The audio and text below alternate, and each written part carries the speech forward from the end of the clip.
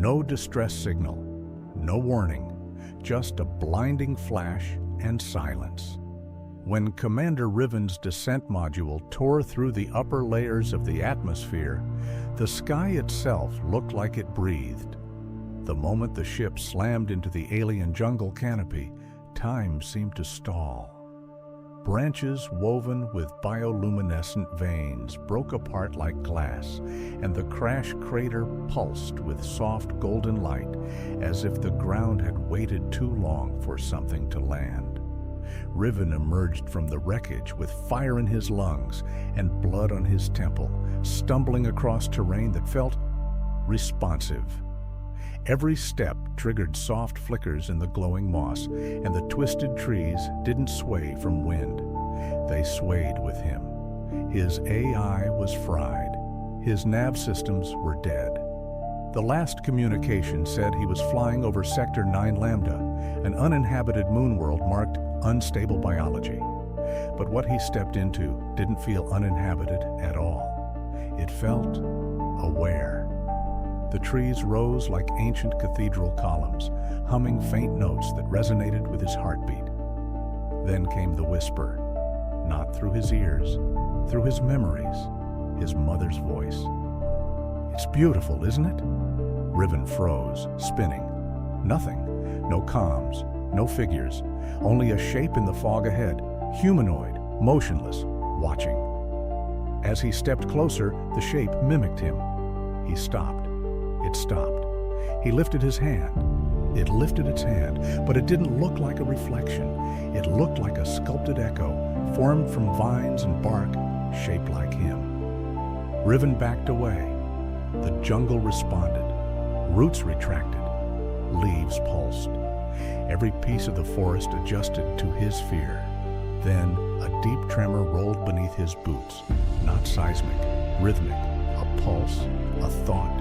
Something is waking up. His breathing sharpened, and then, carved into a fallen tree beside him, he saw it. Not alien glyphs, not coordinates. His name. Riven, in perfect Earth standard lettering, etched into the bark.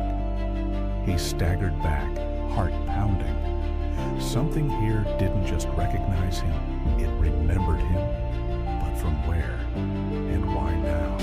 The forest didn't sleep, not even for a moment. As night fell, the bioluminescent canopy shifted from soft golden to deep blue, glowing with faint pulses like a nervous system spread across the sky. Riven found shelter under a massive root arch, his emergency flare gun gripped tight, even though he knew no human threat would come. This wasn't a hostile place. Not in the traditional sense. It was worse. It was observant. Every leaf he stepped on, every exhale, every blink, something tracked it all. Not from above, but from within. His visor's internal sensors flickered back to life, then died again, only to show a flicker of data. EEG spikes, not his. The environment. The jungle was reading him like a living brain, registering every emotional output. And then came the next wave, the memories, not hallucinations, not dreams, but perfect reconstructions. His father's boots by a campfire, the metallic tang of a childhood spaceport. His sister's laughter echoing down the corridor of a ship that burned 15 years ago. Riven blinked it away. Number, this isn't real. But it was. The jungle was generating these moments. In the fog, he saw a structure forming, rising from the ground like a memory being built.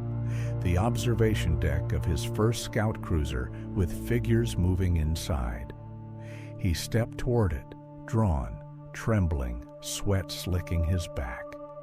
Inside the glowing memory structure, he saw himself, younger, laughing, drinking, surrounded by crewmates long dead. They turned toward him, spoke, responded. "We've been waiting," said one, Elia, the ship's pilot who died in a solar flare.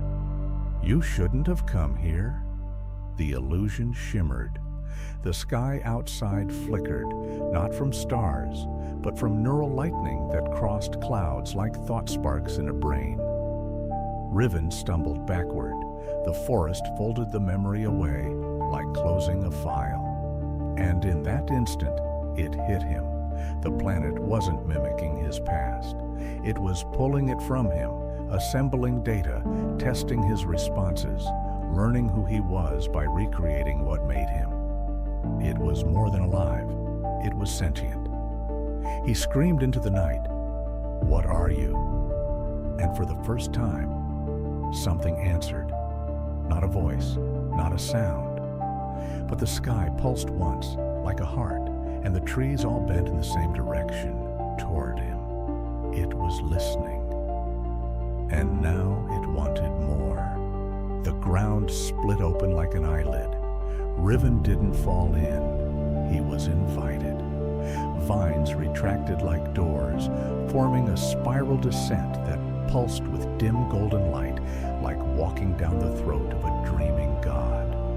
His body trembled with adrenaline, but the fear had changed. Not fear of death, but fear of being known too deeply. The tunnel walls weren't rock. They were organic, soft and warm, like breathing coral, etched with a billion tiny lights that responded to every step he took, every thought he tried to suppress.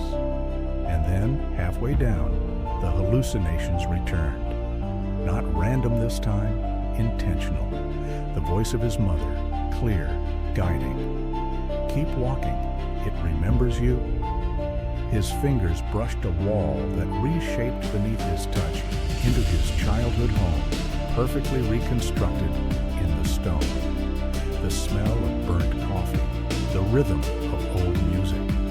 And in the center of the room, him, age 12, building a toy starship, humming the tune he hadn't remembered in decades.